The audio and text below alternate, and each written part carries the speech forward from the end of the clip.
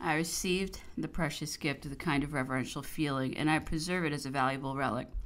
Passing from that to the examining of a large cabinet, he looked over some portraits of his own family and some presents, which he had personally received. These consisted of the portraits of Madame, of the Queen of Naples, of the daughters of Joseph and his brothers, of the King of Rome, etc., and Augustus and Olivia, both exceedingly rare continents of Scipio, and another antique of immense value given to him by the Pope, a Peter the Great on a box, another box with a Charles V, another with a Turan, and some which were in daily use covered with a collection of medallions of Caesar, Alexander, Sylla, Mithridates, etc.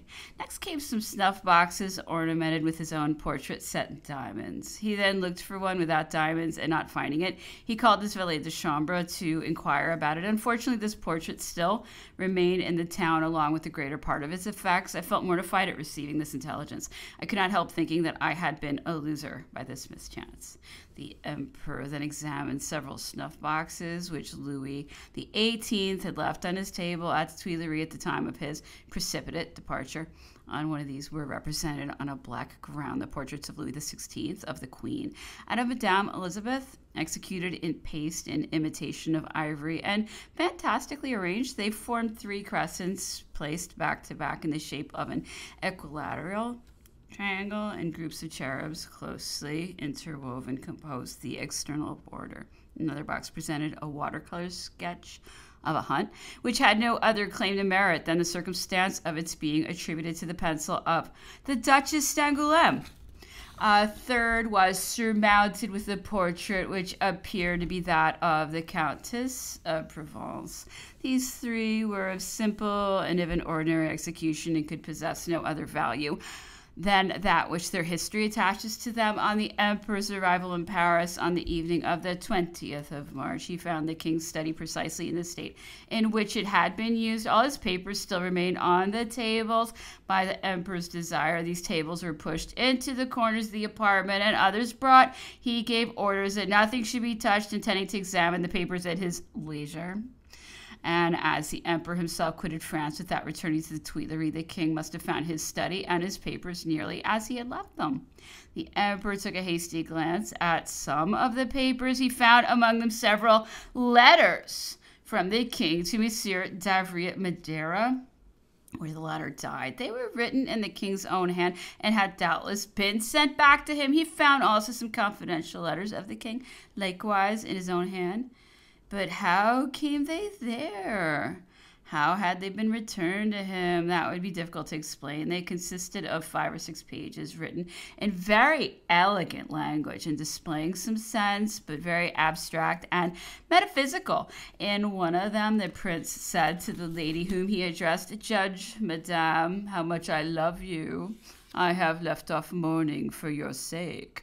And here, said the emperor, the idea of the mourning was followed up by a succession of long paragraphs, quite in an academic style. The emperor could not imagine to whom it had been written or what the mourning alluded to. I could not assist his conjectures on either of these points. 2 or 3 days after the emperor had replaced a certain individual at the head of a celebrated institution, he found in one of the tables a memoir from that very person, which, from the terms in which it was couched with reference to himself and the whole of his family, would certainly have prevented him from signing the reappointment. There were also many other documents of the same nature, but the most complete records of baseness, deceit, and villainy were found in the apartments of Monsieur Blacas, Grand Master of the Wardrobe and Minister of the Household. These were filled with plans, reports, and petitions of every kind. There were few of these papers in which the writers did not put themselves forward at the expense of Napoleon, whom they were far from expecting to return. They formed altogether such a mass that the emperor was obliged to appoint a committee of 4 persons to examine them. He now thinks he was to blame in not having confided that office to a single individual, and with such injunctions that he might have felt confident nothing was suffered to escape. He has since had reason to believe that these papers might have afforded some salutary hints respecting the treachery which surrounded him on his return from Waterloo. Among the rest, there was a long letter from one of the female attendants of the Princess Pauline. This voluminous letter was expressed in very coarse language with respect to the princess and her sisters, and describing the emperor, to whom the writer always alluded under the title of "that man" in the worst possible colors. This had not been thought sufficient. Part of it had been erased and interlined by another hand in order to bring forward Napoleon in the most scandalous manner, and on the margin, in the hand of the interlineator, were written the words, "fit to be printed." A few days more and this libel would probably have been published. An upstart woman who held a distinguished rank in the state and who had been overwhelmed with acts of kindness from the emperor wrote in a great hurry to her friend, another upstart, to acquaint her with the famous decision of the Senate respecting the forfeiture and prescription of Napoleon. The letter contained the following: "My dear friend, my husband has just returned. He is tired to death, but his efforts have carried it. We are delivered from that man, and we shall have the Bourbons. Thank God. We shall now be real countesses," etc. Among these papers, Napoleon experienced some mortification to meet with some containing very improper remarks respecting himself personally, and those too in the very handwriting of individuals who only the day before had assembled round him and were already in the enjoyment of his favors. The first impulse of his indignation was to determine that they should be printed and to withdraw his protection. A second thought restrained him. "We are so volatile, so inconstant, so easily led away," said he, "that after all I could not be certain that those very people had not really and spontaneously come back to my service. In that case, I should have been punishing them at the very time when they were returning to their duty. I thought it better to seem to know nothing of the matter, and I ordered all their letters to be burnt. The 28th through the 31st, my son and I prosecuted our labors without intermission. His health, however, began to be affected. He felt a pain in his chest. My eyes also grew weak. These were really the effects of our excessive occupation. Indeed, we had gone through an amazing quantity of work. We had already nearly arrived at the end of the campaign of Italy. The emperor, however, did not yet find that he had sufficient occupation. Employment was his only resource, and the interest which his first dictations had assumed furnished an additional motive for proceeding with them. The campaign of Egypt was now about to be commenced. The emperor had frequently talked of employing the grand marshal on this subject. Those of our party who were lodged in the town were badly accommodated and were dissatisfied at being separated from the emperor. They were harassed by the constraint and mortifications to which they were subjected. I suggested to the emperor that he should set us all to work at the same time and proceed at once with the campaigns of Italy and Egypt, the history of the consulate, the return from the island of Elba, etc. The time, I observed, would then pass more quickly. This great work, the glory of France, would advance more rapidly, and the gentlemen who resided in the town would be less unhappy. The idea pleased the emperor, and from that moment one or two of his suite came regularly every day to write by his dictations, the transcript of which they brought to him the next morning. They then stayed to dinner, and thus afforded the emperor a little more amusement. We made such arrangements that the emperor insensibly found himself more comfortably situated in many respects. A tent, which had been given to me by the colonel of the 53rd Regiment, was spread out so as to form a prolongation of the room occupied by the emperor. His cook took up his abode at Briar's. The table linen was taken from the trunks. The plate was set forth, and our first dinner after these preparations was a sort of fete. The evening, however, always hung heavily on our hands. The emperor would sometimes visit the adjoining house. At other times he would endeavor to leave his chamber to walk, but more frequently he remained within doors and tried to pass the time in conversation until 10 or 11 o'clock. He dreaded retiring to bed too early, for when he did so, he awoke in the night, and in order to divert his mind from sorrowful reflections, he was obliged to rise and read. One day at dinner the emperor cast his eyes on one of the dishes of his own campaign service, on which the royal arms had been engraved. "How they have spoiled this!" he exclaimed in very energetic terms, and he could not refrain from observing that the king had been in a great hurry to take possession of the imperial plate, which he certainly could not claim as having been taken from him, since it unquestionably belonged to him, Napoleon. for he added that when he ascended the throne, he found not a vestige of royal property. At his abdication, he left to the crown 5 millions in plate and between 40 and 50 millions in furniture, which was all purchased with his own money out of the civil list. In a conversation one evening, the emperor related the circumstances attending the event of Brumaire. I suppressed the particulars because they were afterwards dictated to General Gourgaud, and a detailed account of this remarkable affair will be found in the Memoirs. Sieyès, who was one of the provisional consuls, along with Napoleon, astonished to hear his colleague on the very first conference discussing questions relative to finance, administration, the army, law, and politics, left him quite disconcerted and ran to his friends saying, "Gentlemen, you have got a master. This man knows everything, wills everything, and can do everything." I was in London at that time, and I told the emperor that the emigrants there had formed great hopes and placed much confidence on the events of the 18th of Brumaire and on his consulate. Several of us who had formerly been acquainted with Madame de Beauharnais immediately set out for Paris, hoping through her means to exercise some influence or give some direction to affairs which then appeared under a new aspect. Our general opinion at the time was that the first consul had waited for propositions from the French princes. We grounded this opinion on the circumstance of his having been so long without manifesting his intentions respecting them, which, however, he did some time afterwards in a way most overwhelming by means of a proclamation. We attributed this result to the stupid conduct of the Bishop of Arras, the counselor and director of our affairs, who, according to his own confession, went to work with his eyes shut and boasted of not having read a single newspaper for a series of years, ever since they had been filled, as he said, with the successes and falsehoods of those wretches. On the first establishment of the consulate, someone having attempted to persuade the bishop to enter into negotiations with the consul through the mediation of Madame Bonaparte, he rejected the proposition with indignation, and in language of so coarse and disgusting a nature as induced the person to tell him that his expressions were far from being episcopal, and that he certainly had never learned them from his breviary. About the same period, he made use of some gross invectives against the Duc de Choiseul, and that too at the table of the prince, where he was smartly reprimanded for them, and all this was only because the Duke, on being released from imprisonment at Calais and escaping death through the protection of the consul, concluded his reply to the inquiries made by the prince relative to Bonaparte by protesting that, for his part, he should never cease to acknowledge his personal gratitude towards him. To all this the emperor replied that he had never bestowed a thought on the princes, that the observations to which I had alluded proceeded from one of the other consuls, and were made without any particular motive, that we who were abroad seemed to have no idea of the opinions of those at home, and that even if he had been favorably disposed towards the princes, it would not have been in his power to carry intentions into execution. He had, however, received overtures about that period both from Italy and London.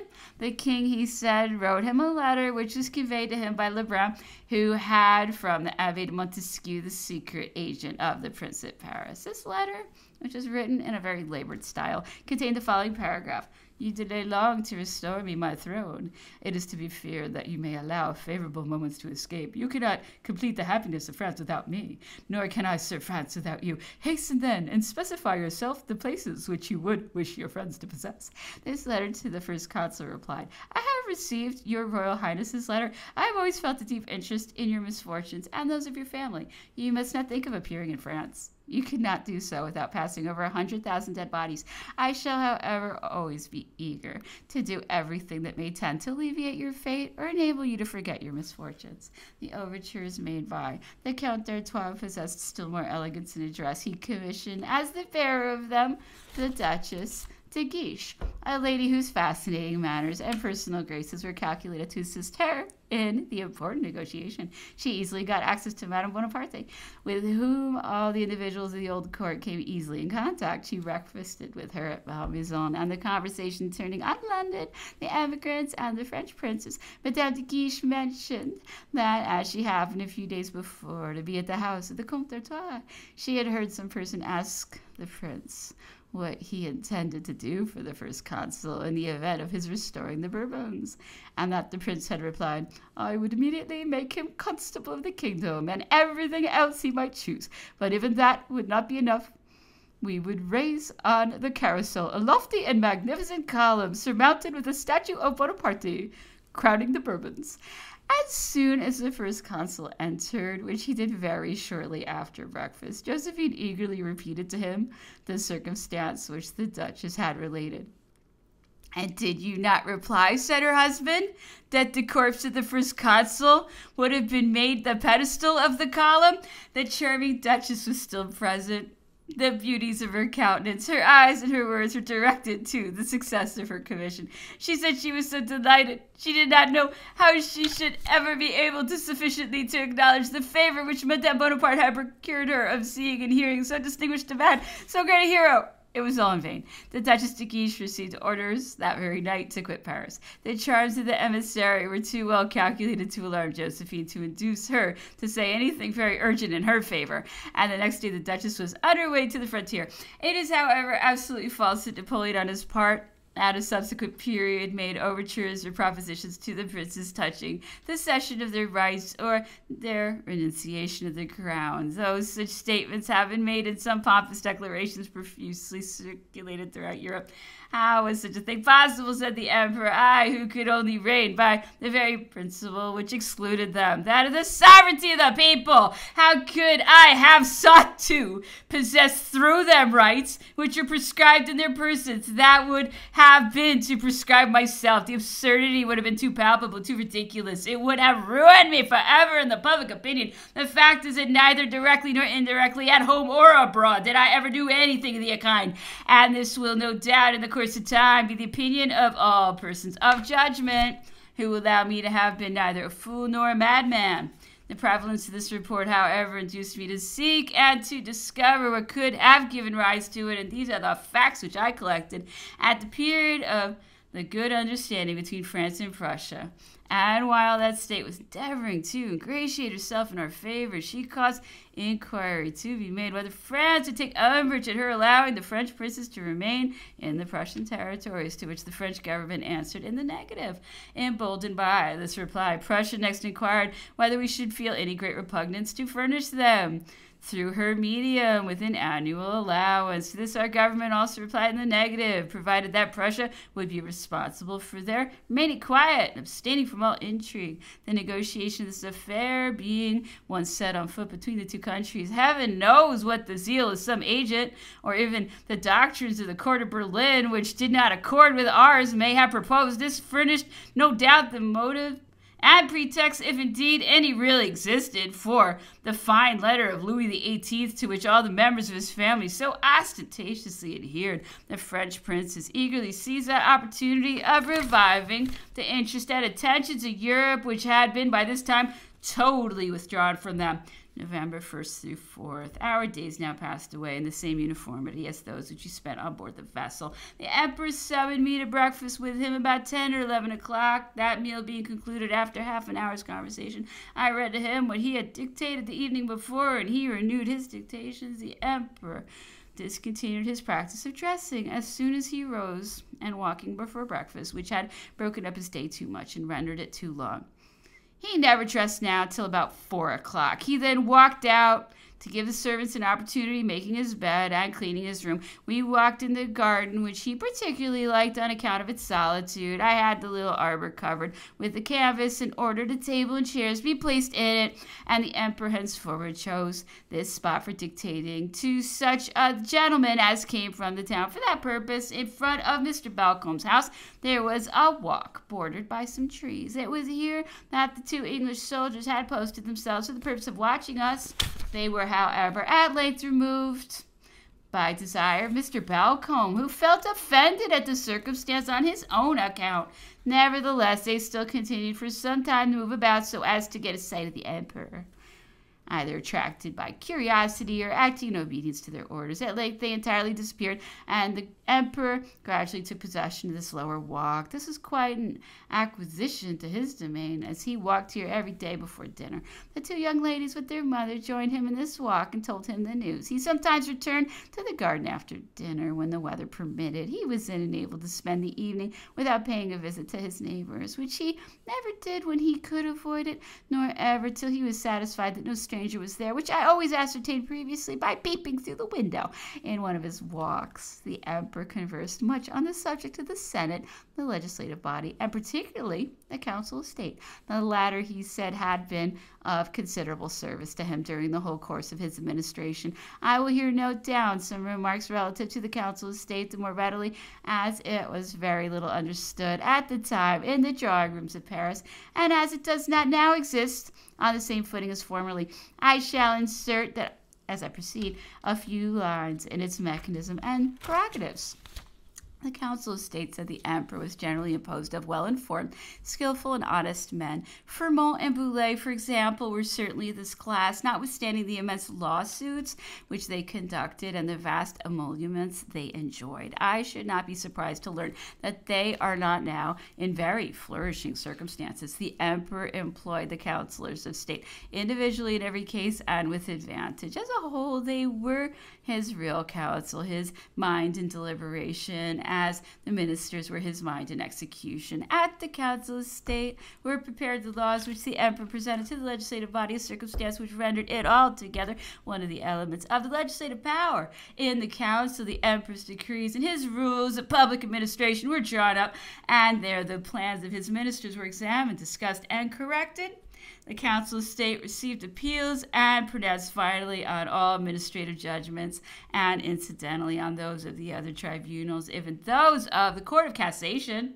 There were examined complaints against the ministers and appeals from the emperor to the keep the emperor better informed. Thus, the Council of State, at which the emperor uniformly presided, being frequently in direct opposition to the ministers or occupied in reforming their acts and errors, naturally became the point of refuge for persons or interests aggrieved by any authority whatever. All who were ever present at the meetings of the council must know with what zeal the cause of the citizens was there defended. A committee of the Council of State received all the petitions of the empire and laid before the sovereign those which deserved his attention. With the exception of lawyers and persons employed in the administration, it is surprising how far the rest of society were ignorant of our political legislation. No one had a correct idea of the Council of State, of the legislative body, or the Senate. It was received, for example, as an established fact that the legislative body, like an assembly of mutes, passively adopted without the least opposition all the laws which were presented to it. That which belonged to the nature and excellence of the institution was attributed to its complacence and civility. The laws which were prepared in the Council of State were presented by commissioners, chosen from that council to a committee of the legislative body appointed to receive them. They were there amicably discussed and were often quietly referred back to the Council of State to receive some modifications. When the two deputations could not come to an understanding, they proceeded to hold regular conferences under the presidency of the Arch-Chancellor or the Arch-Treasurer, so that before these laws reached the legislative body, they had already received the assent of two opposite parties. If any difference existed, it was discussed by the two committees in the presence of the whole of the legislative body performing the functions of a jury, which, as soon as its members had become sufficiently acquainted with the facts, pronounced its decision by a secret scrutiny. Thus, every individual had an opportunity of freely giving his opinion, as it was impossible to know whether he had put in a black or a white ball. No plan, said the emperor, could have been better calculated to correct our national effervescence and our experience in matters of political liberty. The emperor asked me whether I thought discussion perfectly free in the Council of State, or whether his presence did not impose a restraint on the deliberations. I reminded him of a very long debate during which he had remained throughout singular in his opinion, and had at last been obliged to yield. He immediately recollected the circumstance. "Oh, yes," said he, "that must have been on the case of a woman of Amsterdam who had been tried for her life and acquitted several times by the imperial courts, but against whom a fresh trial was demanded in the Court of Cassation." The emperor hoped that this happy concurrence of the law might have exhausted its severity in favor of the prison, that this lucky fatality of circumstances might have turned to her advantage. It was urged in reply that he possessed the beneficent power of bestowing pardon, but that the law was inflexible and must take its course. The debate was a very long one. Monsieur Murat spoke a great deal and very much to the point. He persuaded everyone except the emperor, who still remained singular in his opinion, and at length yielded with these remarkable words: "Gentlemen, the decision goes by the majority here. I remain single, and I must yield. But I declare in my conscience that I yield only to forms. You have reduced me to silence, but by no means convinced me." So little was the nature of the Council of State understood by people in general that it was believed no one dared utter a word in that assembly in opposition to the emperor's opinion. Thus I very much surprised many persons when I related the fact that one day during a very animated debate, the emperor, having been interrupted 3 times in giving his opinion, turned towards the individual who had rather rudely cut him short and said in a sharp tone, "I have not yet done. I beg you will allow me to continue. I believe everyone here has a right to deliver his opinion." The smartness of this reply, notwithstanding the solemnity of the occasion, excited a general laugh in which the emperor himself joined. "Yet," said I to him, "the speakers evidently sought to discover what might be your Majesty's opinion. They seemed to congratulate themselves when their views coincided with yours, and to be embarrassed on finding themselves maintaining opposite sentiments. You were accused, too, of laying snares for us in order to discover our real opinion. However, when the question was once started, self-love and the warmth of argument contributed, along with the freedom of discussion, which the emperor encouraged, to induce everyone to maintain his own opinion. I do not mind being contradicted," said the emperor. "I seek to be informed. Speak boldly." He would repeat whenever the speaker expressed himself equivocally or the subject was a delicate one, "Tell me what you think. We are alone here. We are all en famille." I have been informed that under the consulate, or at the commencement of the empire, the emperor opposed an opinion of one of the members, and through the warmth and obstinacy of the latter, the affair at length amounted absolutely to a personal misunderstanding. Napoleon commanded his temper and was silent, but a few days after, seeing his antagonist at one of the public audiences, he said to him in a half-earnest manner, "You are extremely obstinate, and if I were equally so, at all events, you are in the wrong to put power to the trial. You should not be unmindful of human weakness." On another occasion, he said in private to one of the members, who had likewise driven to the utmost extreme, "You must take a little more care to consult my temper. You lately rather exceeded the bounds of discretion. You obliged me to have recourse to scratching my forehead. That is a very ominous sign with me. Avoid urging me so far in the future." Nothing could equal the interest which the presence and the words of the emperor excited in the Council of State. He presided there regularly a week when he was in town, and then none of us would have been absent for the whole world. I told the emperor that 2 sittings in particular had made the deepest impression on me, one entirely out of sentiment, relating to matters of internal police, in which he had expelled one of the members of the council, the other of a constitutional decision in which he had dissolved the legislative body.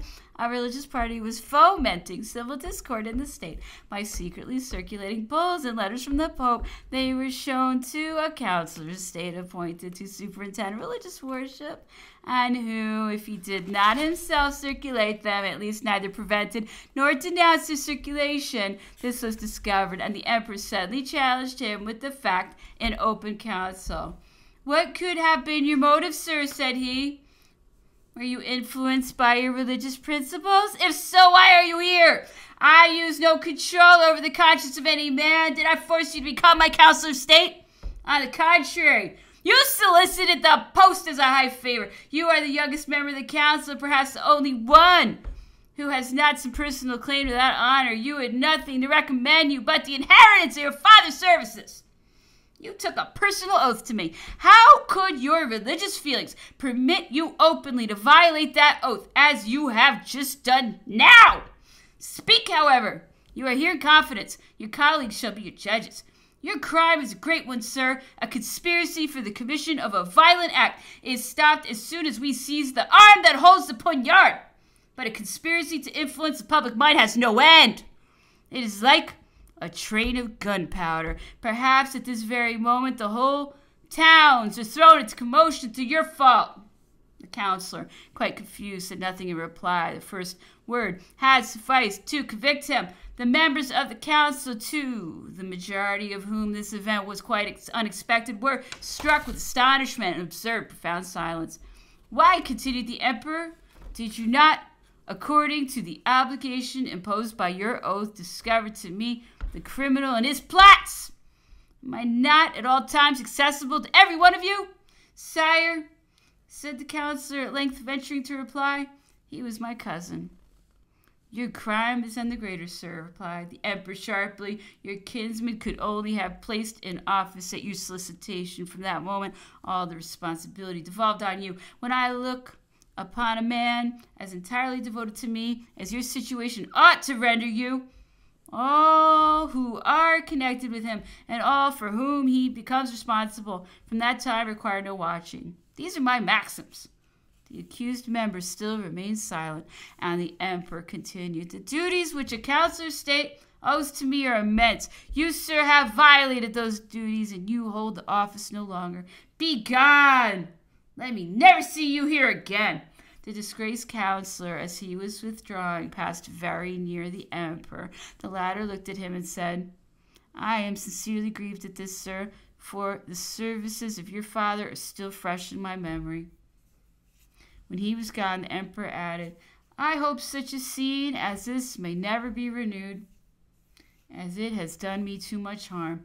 I am not distrustful, but I might become so. I have allowed myself to be surrounded by every party I have placed near my person, even emigrants and soldiers of the army of the Conde.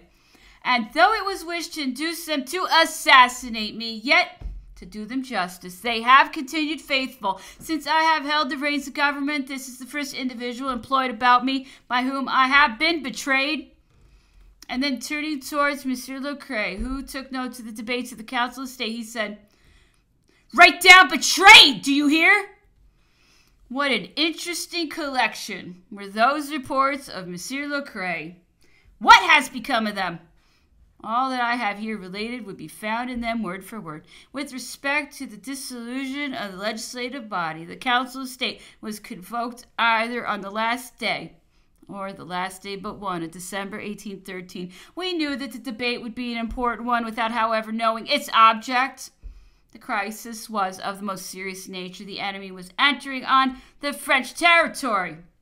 Gentlemen, said the emperor, you are aware of the situation of affairs and the dangers to which the country is exposed. I thought it right, without being obliged to do so, to forward a private communication on the subject to the deputies of the legislative body. I wish thus to have associated them with their dearest interests, but they have converted this act of my confidence into a weapon against me. That is to say, against the country. Instead of assisting me with all their efforts, they seek to obstruct mine. Our attitude alone would be sufficient to check the advance of the enemy, while their conduct invites him. Instead of showing him a front of brass, they unveil to him our wounds, that they stun me with their clamorous demands for peace, while the only means to obtain it was to recommend war. They complain of me. They speak of their grievances, but what time, what place do they select for so doing? These are subjects to be discussed in private, and not in the presence of the enemy. Was I inaccessible to them? Did I ever show myself incapable of arguing reasonably? It is time, however, to come to a resolution. The legislative body, instead of assisting me in saving France, wishes to accelerate her ruin. The legislative body has betrayed its duty. I fulfill mine. I dissolve it. He then ordered the reading of a decree, the purport of which was that 2/5 of the legislative body had already gone beyond their power.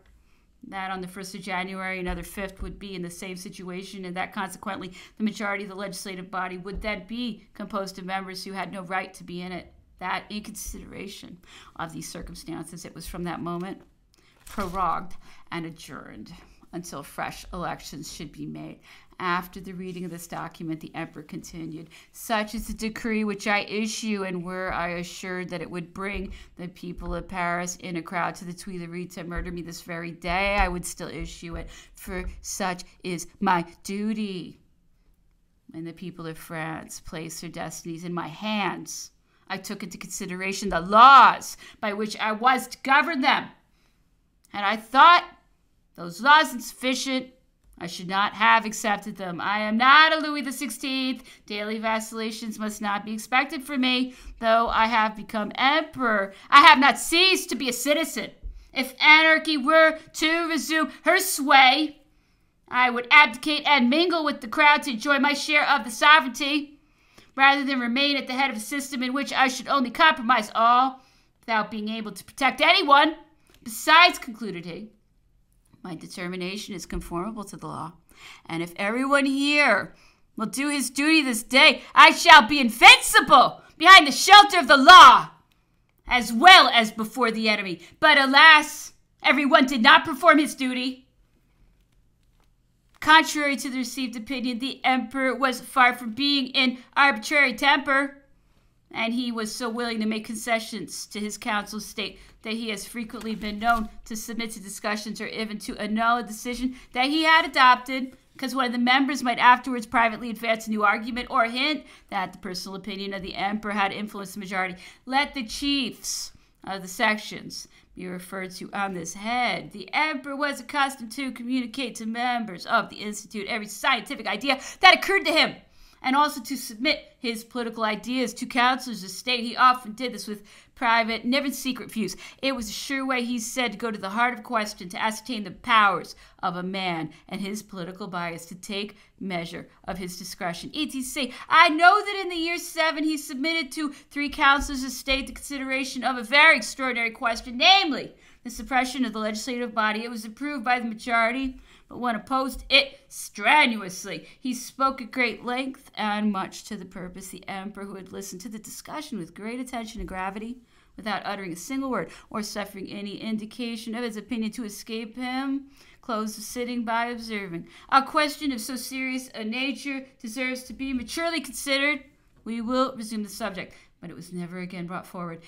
It would have been well had the same precautions been adopted at the time of the suppression of the tribunate, for that has always continued to be a great subject of declamation and reproach.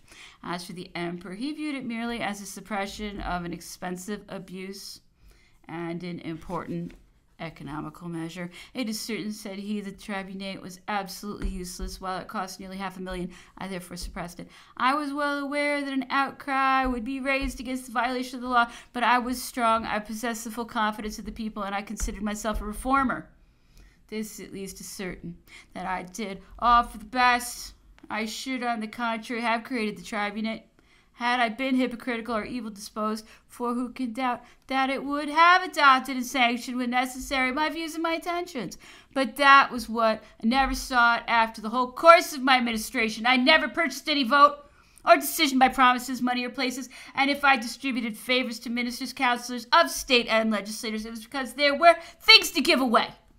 And it was natural and even just that they should be dealt out amongst those whose avocations brought them in contact with me. In my time, all constituted bodies were pure and irreproachable, and I can firmly declare that they acted from conviction. Malevolence and folly may have asserted the contrary, but without ground.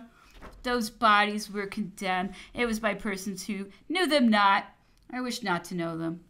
And the reproaches that were leveled at them must be attributed to the discontent or opposition at the time, and above all, to that spirit of envy, detraction, and ridicule, which is so particularly natural to the French people. The Senate has been much abused. Great outcry has been raised against its servility and baseness, but declamation is not proof. What was the Senate expected to do? To refuse conscripts? Was it wished that the committees of personal liberty and of the liberty of the press should bring disgrace upon the government, or that the Senate should do what was done in 1813 by a committee of the legislative body? But where did that measure lead us? I doubt whether the French people are now very grateful for it. The truth is that we were placed in forced and unnatural circumstances. Men of understanding knew this, and accommodating themselves to the urgency of the moment. It is not known that in almost every important measure the senators, before they gave their votes, came to communicate to me privately and sometimes very decidedly their objections and even their refusal. And they went away convinced either by my arguments or by the necessity and urgency of affairs. If I never gave publicity to this fact, it was because I governed conscientiously and because I despised quackery and everything like it. The votes of the Senate were always unanimous because their conviction was universal. Endeavors were made at the time to cry up an insignificant minority whom the hypocritical praises of malevolence, together with their own vanity or some other perversity of character, excited to harmless opposition. But did the individuals composing that minority evince in the last crisis either sound heads or sincere hearts? I once more repeat that the career of the Senate was irreproachable. The moment of its fall was alone disgraceful, culpable, without right, without power, and in violation of every principle. The Senate surrendered France and accomplished her ruin. That body was the sport of high intriguers, whose interest it was to discredit and degrade it, and to ruin one of the great bases of the modern system. It may be truly said that they succeeded completely, for I know of nobody that ought to be described in history with more ignominy than the French Senate.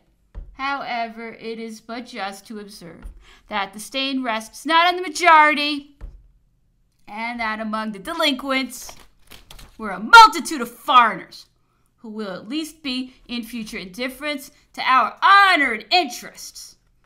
On the arrival of the Comte d'Artois, the Council of State exerted every effort to attract his attention and secure its favor. A deputation of the Council was twice presented to him, and permission was solicited to send one to meet the King at Compiègne. To this solicitation, the Lieutenant General of the Kingdom replied that the King would willingly receive the individual members of the Council, but that the sending of a deputation was a thing not to be thought of. It was true that the gros bonnets, that is to say, the chiefs of the section, were absent. All this agitation had no other object than to ensure the payment of their salary and perhaps the retention of their places. Thus the Council of State immediately signed its adherence to the resolutions of the Senate, avoiding, it is true, every expression that might be offensive to Napoleon. And you signed it, said the Emperor.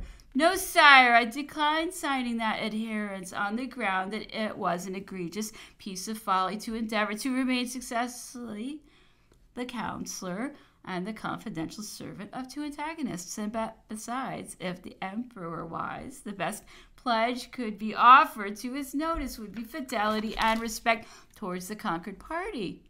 And you reasoned rightly, said Napoleon. The 5th.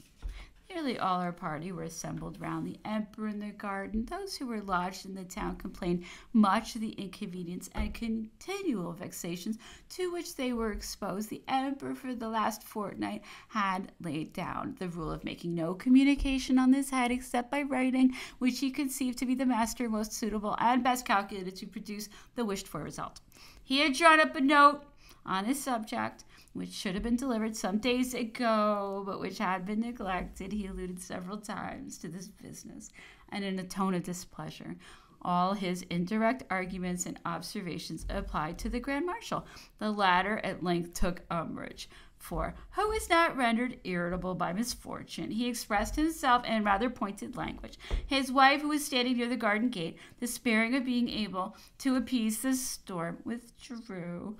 I had now an opportunity of observing how the impressions produced by this circumstance succeeded each other with rapidity in the emperor's mind. Reason, logic, and it may be added sentiment always prevailed. If, said he, you did not deliver the letter because you considered it to be couched in offensive terms, you performed a duty of friendship. But surely this did not require a delay of more than 24 hours. A fortnight has elapsed without your mentioning it to me. If the plan was faulty, if the letter was ill expressed, why not have told me so? I should have assembled you all to discuss the matter with me. We all stood near the arbor at the extremity of the path, while the emperor walked back and forth before us. At a moment when he had gone to a little distance from us and was out of hearing, the Grand Marshal, addressing himself to me, said, "I fear I have expressed myself improperly, and I am sorry for it." "We will leave you alone with him," said I. "You will soon make him forget the offense." I accordingly beckoned the other individuals who were present to leave the garden. In the evening, the emperor, conversing with me about the events of the morning, said, "It was after we had made it up with the Grand Marshal. It was before the misunderstanding with the Grand Marshal, and other things of the same sort, which proved that the affair had left no impression on his heart." The 6th. The emperor was somewhat unwell and employed himself in writing in his chamber. He dictated to me the portraits of the generals of the army, Massena, Augereau, Serrurier, and Massena was endowed with extraordinary courage and firmness, which seemed to increase in excessive danger. When conquered, he was always as ready to fight the battle again as though he had been the conqueror. Augereau, on the contrary, seemed to be tired and disheartened by victory, of which he always had enough. His person, his manners, and his language gave him the air of a bravo. This, however, says the narration, he was far from being when he once found himself sated with honors and riches, which he had bestowed upon himself on every occasion that offered, and by every means in his power. Serrurier, who retained the manners and severity of an old major of infantry, was as honest and trustworthy man, but an unfortunate general, etc. For the details of these individuals will be found in the campaigns of Italy. Among the various subjects of the day's conversation, I note down what the emperor said respecting the armies of the ancients. He asked whether the accounts of the great armies mentioned in history were to be credited. He was of opinion that those statements were false and absurd. He placed no faith in the descriptions of the innumerable armies of the Carthaginians in Sicily. Such a multitude of troops, he observed, would have been useless in so considerable an enterprise, and if Carthage could have assembled such a force, a still greater one would have been raised in Hannibal's expedition, which was of much greater importance, but in which not more than 40 or 50,000 men were employed. He did not believe in the accounts of the millions of men composing the forces of Darius and Xerxes, which might have covered all Greece, and which would doubtless have been subdivided into a multitude of partial armies. He even doubted the whole of that brilliant period of Greek history, and he regarded the famous Persian War only as a series of those undecided actions in which each party claims the victory. Xerxes returned triumphant after taking, burning, and destroying Athens, and the Greeks exulted in their victory because they had not surrendered at Salamis. With regard to the pompous accounts of the conquest of the Greeks and the defeat of their numberless enemies, it must be recollected, observed the emperor, that the Greeks who wrote them were a vain and hyperbolical people, and that no Persian chronicle has ever been produced to set our judgment right by contrary statements. But the emperor attached credit to Roman history, if not in its details, at least in its results, because these were facts as clear as daylight. He also believed the descriptions of the armies of Genghis Khan and Tamerlane, however numerous they are said to have been, because they were followed by gregarious nations who on their part were joined by other wandering tribes as they advanced. And it is not impossible, observed the emperor, that Europe may one day end thus. The revolution produced by Huns, the cause of which is unknown, because the tract is lost in the desert, may at a future period be renewed. The situation of Russia is admirably calculated to assist her in bringing about such a catastrophe. She may collect at will numberless auxiliaries and scatter them all over Europe. The wandering tribes of the north will be the better disposed and the more impatient to engage in such enterprises, in proportion as their imaginations have been fired and their avarice excited by the successes of those of their countrymen who lately visited us.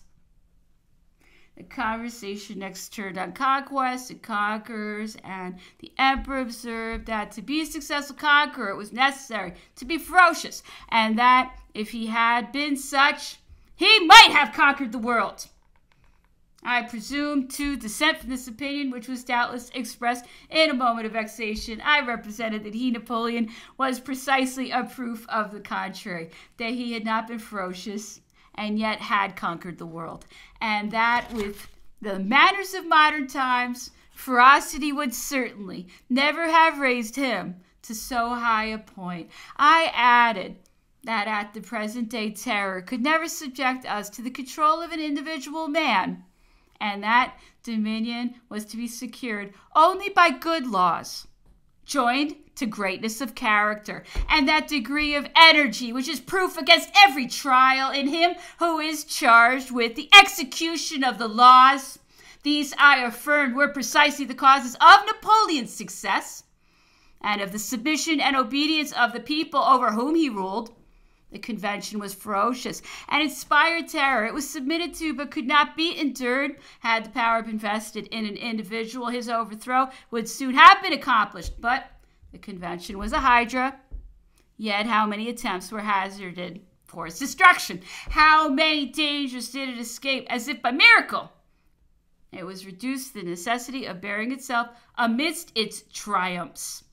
For a conqueror to be ferocious with success, he must of necessity command troops who are themselves ferocious, and he must wield dominion over unenlightened people. In this respect, Russia possesses an immense superiority over the rest of Europe. She has a rare advantage of possessing a civilized government and barbarous subjects. Their information directs and commands, while ignorance executes and destroys. A Turkish sultan could not long govern any enlightened European nation. The empire of knowledge would be too strong for his power. Speaking on another subject, the emperor observed that if the French people had less energy than the Romans, they at least evinced greater decorum. We should not have killed ourselves as the Romans did under the first emperors, but at the same time we should have afforded no examples of the turpitude and servility that marked the later periods of the Roman Empire. Even our own most corrupt days, said he, our baseness was not without certain restrictions. Courtiers whom the sovereign could have prevailed on to do anything in his own palace would have refused to bend the knee to him at his levee. I have already mentioned that we had with us scarcely any document relative to French affairs during the emperor's time. The books that had been brought among his effects were merely a few classics, which he carried about with him in all his campaigns. I received from Major Hudson, a resident of the island, a political compendium from 1793 to 1807 entitled The Annual Register, which contains the succession of political events during each year, together with some of the most important official documents. In our destitute circumstance, this was a valuable acquisition. The 7th, the emperor breakfasted alone and was engaged during the day in dictating to the Grand Marshal and Monsieur de Montholon. In the evening, as the emperor and I were walking together in the lower path, which had now become the favorite resort, I informed him that a person of consequence whose ideas and statements might become the channel of mediation between ourselves and the ruling world and influence our future destiny had, with sufficiently significant forms and preambles, invited us to tell him conscientiously what we believed to be the emperor's notions on